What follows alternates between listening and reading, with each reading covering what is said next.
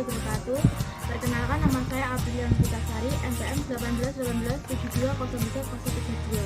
Di sini saya akan membahas dan menjawab pertanyaan di ekonomi internasional. Yang pertama terkait dengan fenomena COVID-19, apa yang berubah di pasar Indonesia dan internasional dari aspek perilaku konsumen dan perilaku produsen.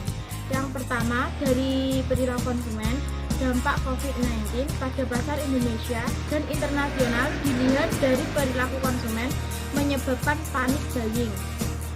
Penimbunan barang yang dilakukan oleh konsumen atau masyarakat ketika ada situasi tertentu yang dipandang gawat atau darurat kerap dikenal dengan panic buying.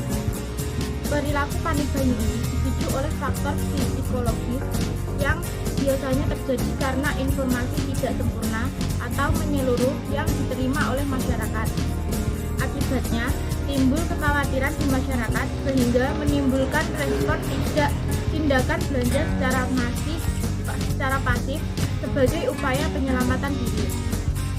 Terdapat dua bentuk kekhawatiran yang terjadi di masyarakat.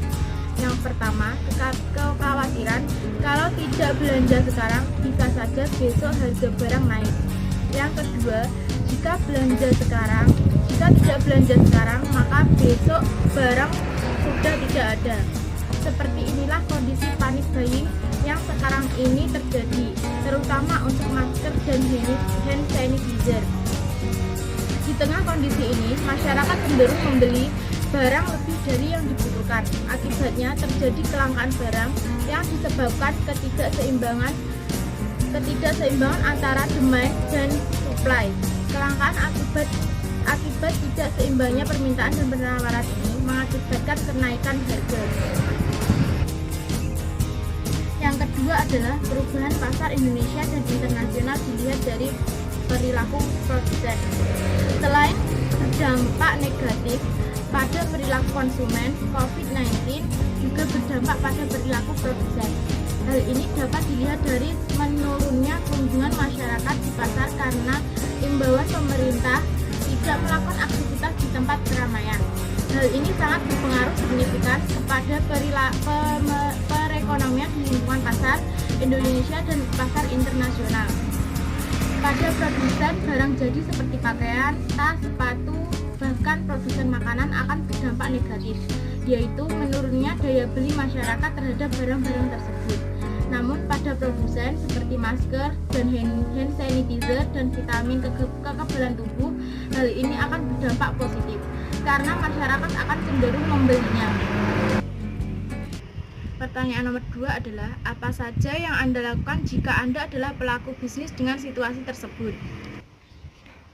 Pandemi COVID-19 memiliki dampak besar pada keberlangsungan bisnis usaha.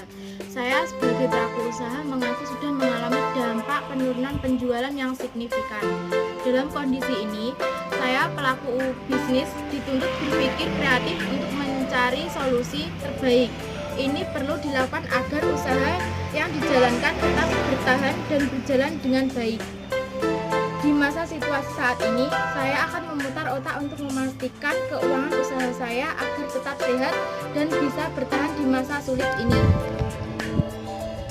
Untuk mempertahankan bisnis di saat sulit ini, saya akan melakukan pemanfaatan media sosial sebagai channel utama pemasaran. Di tengah kondisi ini, masyarakat diimbau mengurangi tatap muka dan keluar rumah.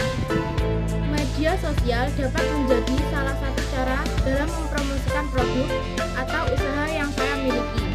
Mulai dengan aktif menceritakan produk atau usaha, memberikan promo, hingga minta bantuan teman untuk mempromosikan usaha bisnis saya.